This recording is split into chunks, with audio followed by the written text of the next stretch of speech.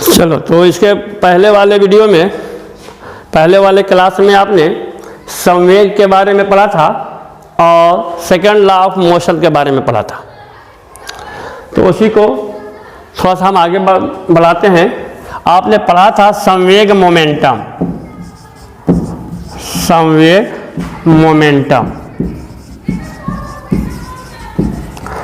इसमें आपको बतलाया गया था कि किसी पिंड का मास और उसका वेलोसिटी दोनों के गुणनफल को संवेग कहते हैं और संवेग को P से डिनोट किया जाता है। P बराबर mv, अर्थात संवेग बराबर मास गुने वेलोसिटी द्रव्यमान गुने वेग। और संवेग का मात्रक मास का मात्रक और वेलोसिटी के मात्रक का जो गुणनफल आएगा वही संवेग का मात्रक होगा। तो आप बतला सकते हो मास का मात्रक किलोग्राम और वेग का मात्रक मीटर प्रति सेकेंड। तो संवेग का जो मात्रक होगा, संवेग का मात्रक किलोग्राम मीटर प्रति सेकेंड होगा। और संवेग एक वेक्टर क्वांटिटी है, यह एक सदिश राशि है। संवेग सदिश राशि है और इसकी दिशा वही होती है जो वेग की दिशा होती है। यह सदिश राशि है और वेग की दिशा संवेग की दिशा होती है। तो यहाँ तक हम लोगों ने इसके पिछले वाले वीडियो में भी देखा था। और दूसरा आपने उसमें सेकेंड लॉ के बारे में पढ़ा था कि F बराबर ma। उसमें आपको बतलाया गया था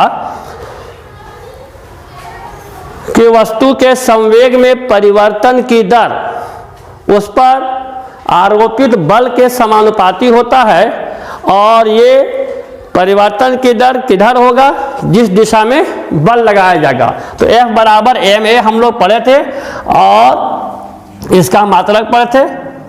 F बराबर ma और बल का मात्रक F फोर्स का मात्रक न्यूटन होता है, बल का मात्रक न्यूटन जिसे n से सूचित किया जाता है और n का वैल्यू बतलाया गया था किलोग्राम मीटर प्रति सेकंड होता है। 1 न्यूटन बराबर 1 किलोग्राम मीटर प्रति सेकंड होता है। यहाँ तक हम लोगों ने इसके पिछले क्लास में पढ़ लिया था। अब हम लोग कुछ अपने दैनिक जीवन में गति के दूसरे नियम का जो उपयोग है उसके बारे में पढ़ेंगे। यानी गति के दूसरे नियम से बल का परिमाण निकाला जाता है। पहला नियम में बल का परिभाषा मिलता है और गति के दूसरे नियम से जो हमें बल का व्यंजक प्राप्त हुआ है कि किसी वस्तु पर आपने कितना बल लगाया है, उस बल की गणना हमको गति के दूसरे नियम से मिलती है। ठीक है, अब हम लोग देखेंगे अपने दैनिक जीवन में गति के दूसरे नियम का कुछ उपयोग देखेंगे। आपने प्रायः ये देखा होगा क्रिकेट खेल में कि जब कोई खिलाड़ी किसी क्रिकेट बॉल को कैच लेना चाहता है तो वह कैच लेते समय जैसे ही वह बॉल को पकड़ता है, वह बॉल को पकड़ते हुए हाथ को पीछे की ओर खींच करके रोकता है बॉल को। ऐसा क्यों करता है? अगर वह पीछे की ओर खींच करके न रोके तो क्या होगा? आपने यह भी अनुभव किया होगा कि जब ऊंची कूद वाला आदमी किसी बालू पर या किसी गड्ढे पर अगर ऊपर से कूदता है, छलांग लगाता है तो उसको चोट कम आती है। अगर पक्का वाला फर्श पर वह छलांग लगाएगा तो उसको चोट ज़्यादा आएगी। तो ऐसा क्यों होता है? तो चले हम आते हैं पहले सवाल की ओर कि क्रिकेट का खिलाड़ी कैच लेते समय अपने हाथ को पीछे की ओर क्यों खींचता है? तो गति के दूसरे नियम में आपने पढ़ा था कि F बराबर ma, या इसमें आपने यह भी देखा था कि F बराबर m into v minus u बटा t, यहाँ देखा था। अब यहाँ देखो, कैच लेते समय अगर वह बॉल को रोकते समय हाथ को पीछे की ओर खींच करके वह अपने बॉल को रोकने के समय को बढ़ाता है। अगर बॉल को रोकने में वह समय कम लगेगा तो v माइनस u बटे टी यानी त्वरण का मान ज्यादा हो जाएगा। मान लो बॉल का प्रारंभिक वेग 50 मीटर प्रति सेकंड है या 25 मीटर 20 मीटर प्रति सेकंड है, बॉल का प्रारंभिक वेग। जो क्रिकेट बॉल वहां से चला वह 20 मीटर प्रति सेकंड के वेग से चला है, और खिलाड़ी जब उसको कैच लेता है तो बॉल का वेग को शून्य करना है, ठीक है, यानी अंतिम वेग को शून्य करना है। तो 20 और माइनस अंतिम वेग उसको शून्य करना है। तो जब वेग में परिवर्तन 0 करना होगा, तो यहाँ पर परिवर्तन अगर हमारा 20 आ रहा है, और अगर बॉल को रोकने में जो समय लगा रहा है, अगर वह बॉल को रोकने में समय 5 सेकेंड का लगाता है, तो वस्तु में जो उत्पन्न त्वरण होगा वह 4 होगा, ठीक है। 5 के 20 यहाँ 4 हो जाएगा। मान लिया बॉल का द्रव्यमान कुछ रहेगा, तो यहाँ पर बॉल हमारे हाथ पर कितना बल लगाएगा, वस्तु का द्रव्यमान और गुणे जो उसमें त्वरण हुआ है उस त्वरण के बराबर बल लगाएगा।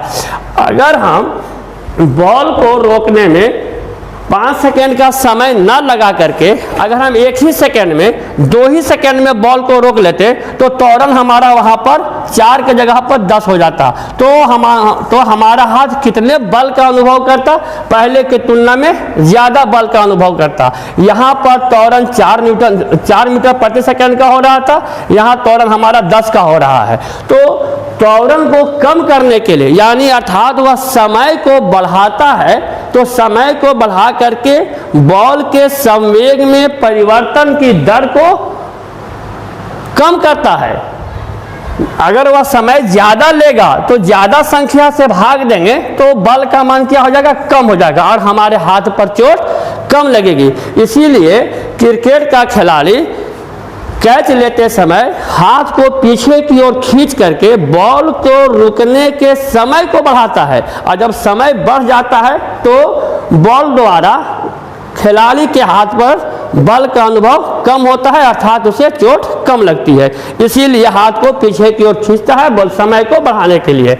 दूसरा सवाल था कि छलांग लगाने वाला आदमी अगर कूद रहा है और डायरेक्ट अगर वह पक्का फर्श पर आ गया, तो पैर और तो वह जब रुकेगा तो रुकने का समय उसको कम लगेगा। वही अगर गद्दा होता या बालू होता तो उसको रुकने में समय कुछ ज़्यादा लगता, क्योंकि पैर और जो नीचे का फर्श है उसके संपर्क में आने में उसे समय ज़्यादा लगेगा। और आपने देखा कि जैसे ही समय ज़्यादा लगता है तो टी का मान कम जाता है, जब तो ए का मान कम जाता है। जब ए का मान कम जाएगा और F बराबर m गुने ए है, ए का मान कम हो जाएगा, तो उसे बल कम अनुभव होगा, अर्थात उसे चोट नहीं लगेगी। तो समय को बढ़ाने के लिए हाथ को पीछे खींचा जाता है, या बालू पर कूदना या गद्दे वाले जगह पर छलांग लगाने में आसानी होती है, ताकि उसे समय ज़्यादा लगे और उसे चोट कम लगे। चलिए, तब हम लोग, ये तो हो गया कुछ हमारा दैनिक जीवन में गति के दूसरे नियम का उपयोग हो गया। अब हम लोग फिर अगले क्लास में देखेंगे गति का तीसरे नियम के बारे में। तो आप लोग वीडियो को ध्यान से देखें, इसको सब्सक्राइब करें।